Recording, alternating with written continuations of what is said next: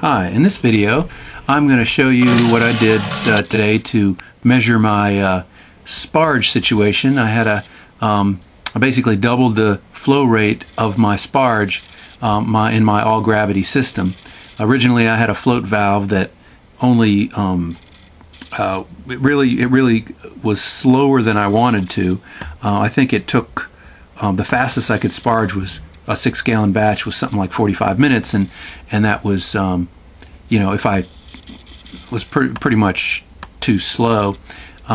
So the single valve looked like this before. I had it hooked up to my hot liquor tank and went down to this little float valve, and that float valve was like $7 at US Plastics.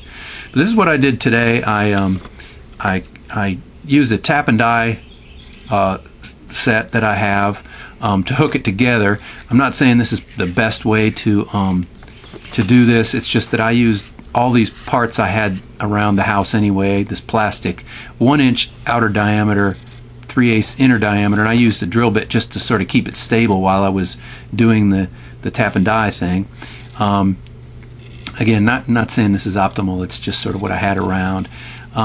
So I got threads on these little chunks of plastic tube, and then I was able to hook this little T that I had, this little PEX T, and use it to connect both of the float valves. I bought another float valve.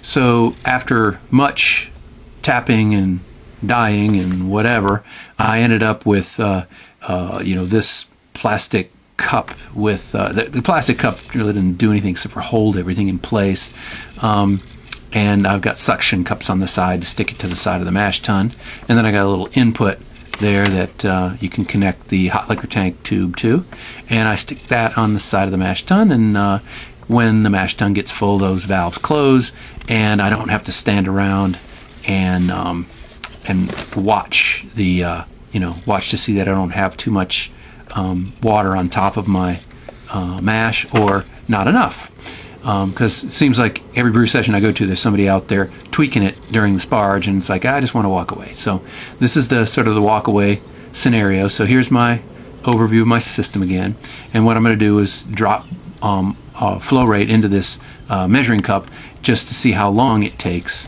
to do, or what basically what the fastest flow rate is through this device. I can always go slower, obviously, but by closing the outflow to the mash tun, but can't go any faster than this thing will dribble.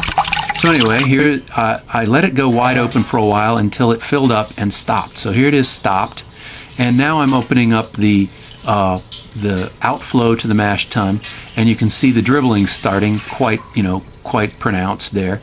And this particular portion of the test is just to see if these valves stop flowing and start flowing when they're needed to.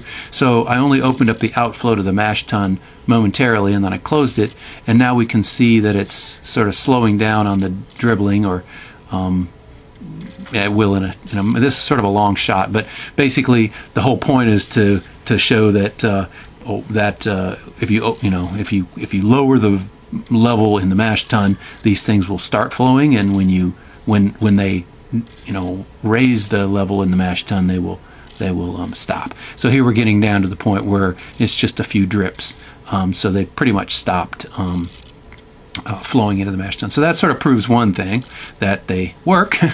And the next test is the flow rate. So I basically drained out the entire contents of the mash tun with and also I shut down the inflow to the mash tun.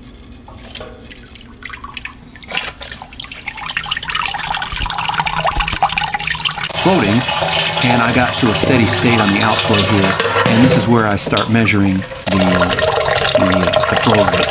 So I basically just timed the flow rates, and it looking like a minute 42 there to fill a half a gallon. Typed it into the spreadsheet, and it turned out to be very consistent. Even if the head was higher in the hot liquor tank or lower, it's still pretty consistent flow rate. So basically what we learned today is that in a 6-gallon batch, through the mash tun should take about 22 minutes or something like that, which is a good, good sparge rate for me.